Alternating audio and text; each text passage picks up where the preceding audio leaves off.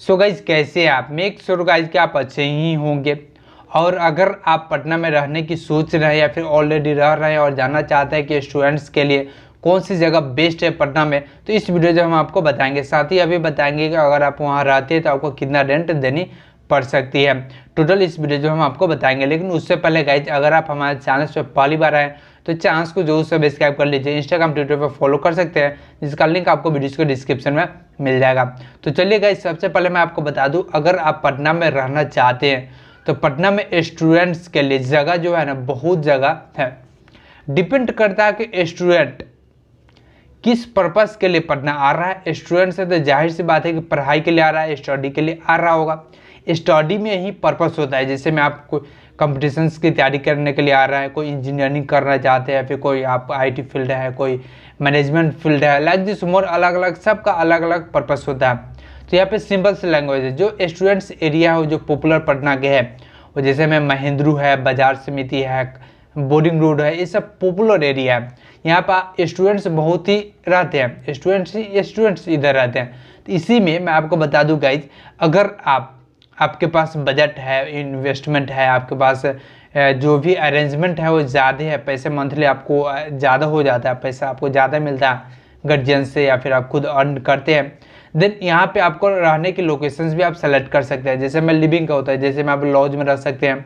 अगर आप एक एग्जांपल की बात बोल रहे हैं, अगर आप महेंद्रू जो कि पॉपुलर एरिया है, महेंद्रू हो, बाजार समिति हो, सब पॉपुलर एरिया है, अगर उसमें लॉज में भी रहते हैं तो अगर उसमें लॉज में रहते हैं तो सिंगल रूम आपको लॉज में 2000 से लेकर के प्लस आपको 4000 5000 तक सिंगल रूम आपको मिल जाएगा। इसी में जिस रेंज में आप आगे बढ़िएगा उसी के अकॉर्डिंग आपका रूम का जो अरेंजमेंट है, रूम का जो लुक्स है, रूम का जो परफेक्टनेस है वो उस इंक्रीज होते जाता है, आपका स्टैंडर्ड वहाँ पे इंक्रीज होते जाता है।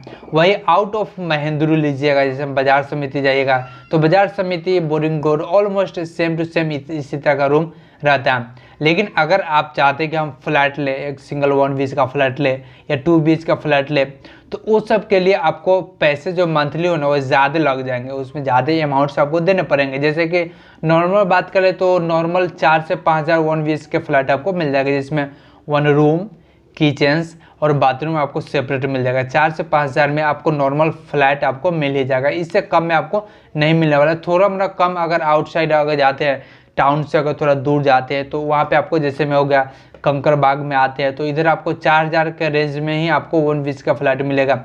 उसी में मिनिमम अमाउंट बता रहे हैं आपको 4000, मैक्सिमम आप इससे आगे भी जा सकते हैं। जैसे में हो सकता है कोई ज़्यादा फ्लैट है जो ज़्यादा ही कुछ फ्लैक्सीबल हो, उसमें टाइल्स मार्बल लगा हुआ हो, उसमें अगर फर्नीचर प्रोवाइड करा रहा है तो उसका अमाउंट्स आपको कुछ ज़्यादा ही देने पड़ेंगे, राइट। तो यह डिपेंड करता है। मिनिमम वही आप मान लीजिए, मिनिमम वही हम आपको बताएं 4 से 5000 रुपये मिनिमम आपको 1 BH के फ्लैट के लिए देना पड़ेगा। और उसके बाद 2 BH के अगर लेते हैं तो आप पे डिपेंड करता है। लेकिन हाँ, स्टूडेंट्स के लिए नॉर्मल फ़ी आपको बता दें, यहाँ पे जो रूम रेंट चार्जेज हो तो वो आपको 3,000 के आसपास में आपको मंथली एक्सपेंसेस हो जाएगा। लेकिन आप खूब बचा करके चलते हैं तो वही, अगर आप चाहते हैं कि हम ज़्यादा पेमेंट दें तो ज़्यादा खर्चा करें तो आप पे डिपेंड करता है। लेकिन हाँ, मैक्सिमम और मिनिमम, मैक्सिमम में कोई फिक्स नहीं है आप कितना खर्चा कर सकते हैं, लेकिन मिनिमम 2000 रुपये 3000 कम से कम आपको मंथली एक्सपेंसेस हो जाएगा। हम फॉर एग्जांपल अगर 2000 का रेंट लेते हैं तो 1000 में आप आराम से अरेंज कर सकते हैं। अगर कोई भी एक्स्ट्रा खर्चा नहीं करते हैं तो कोचिंग फ़ी के इसमें हम इंक्लूड नहीं कर रहे हैं। कोचिंग फ़ी तो आपकी अलग बात है, आप जहाँ पे जैसे रहना चाहते हो वैसे आप रह सकते हैं। अगर आप हॉस्टल में रहते हैं तो हॉस्टल के फ़ी अलग होता है। हॉस्टल में फ़ी आप कहीं भी अगर हॉस्टल फ़ी देना चाहते हैं तो वहाँ पर हॉस्टल फ़ी दे सकते हो, उसके लिए कोई भी दिक्कत नहीं होता। हॉस्टल फ़ी में आपको ज़्यादा पैसे लगेंगे। जैसे में अगर हॉस्टल लेते हैं तो हॉस्टल चार्जेस पर बेड वहाँ पर रहता है। हर एक हॉस्टल के लिए लोकेशन पे भी डिपेंड करता है। उसके अलावा उसमें फूडिंग्स का इंक्लूड हो जाता है। तो हॉस्टल में मिनिमम आप 6000 रुपये मान करके चलिए, 6000 रुपये पर मंथ आपको एक्सपेंसेस लग ही जाएगा, राइट। उसके अलावा अगर आप सेपरेट चाहते हैं तो सेपरेट में 8-9 हज़ार चले जाइए। सिंगल रूम आपके लिए स्पेशल मिल जाएगा। तो इस तरह का आपको सेपरेट यहाँ पर रूम फ्लैट से ले सकते हैं पटना में।